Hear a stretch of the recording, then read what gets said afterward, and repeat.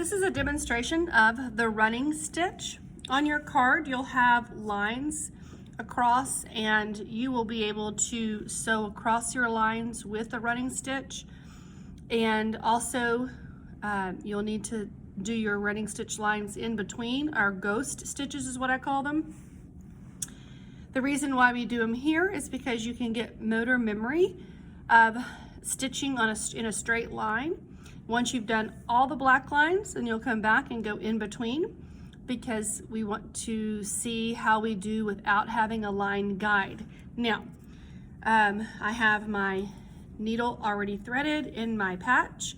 I'm going to go ahead and take it out and get ready to stitch my running stitch. But for today's demonstration, I'm going to show it to you right in between instead of on the line, because I want you to be able to see my stitch well. So I'm going to turn it over, and I'm going to come into the back and pull my thread through. I'm going to hold that little tail down because I do not want that to go all the way through.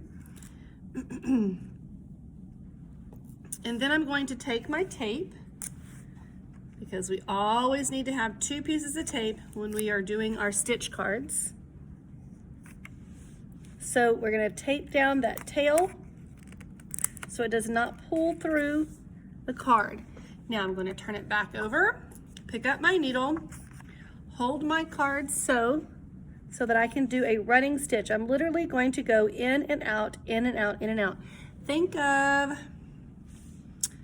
maybe a dolphin swimming. So I'm going to go straight above it and pull it through. Being careful not to knot my thread. As you can see, it has a little knot right there, but we can get that out. Sometimes we can just keep our fingers in there. My goodness. Well, you get to see a little mishap as we go. Okay, there we go. Just kind of running my fingers along that thread and it came through. Okay, now I'm going to come back up, but I'm going to try to keep this in a line. It may not be the most perfect running stitch line, but you'll get the idea. Straight down. There we go. And then the idea here is we really want to try to make sure that we always have the same spacing and the same size stitch. So as you can see, this is why it's a really good idea to practice on those straight lines, to get good at, my first stitch was a little wonky, and here we go, to get good at spacing and stitching in a straight line.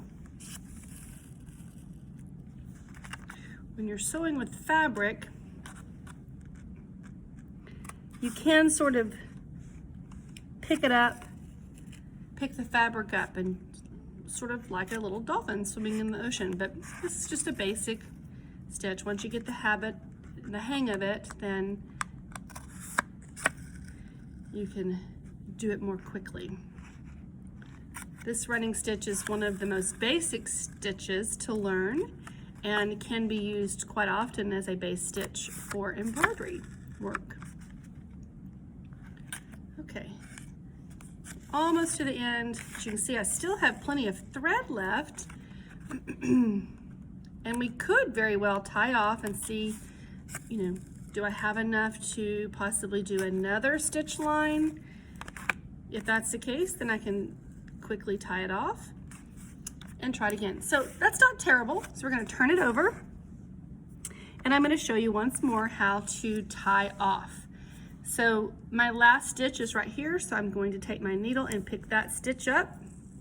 As you can see, I'm holding this down so I don't want it getting all twisty.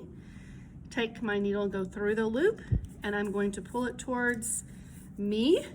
As you can see, if our thread is too long, we will catch it on everything.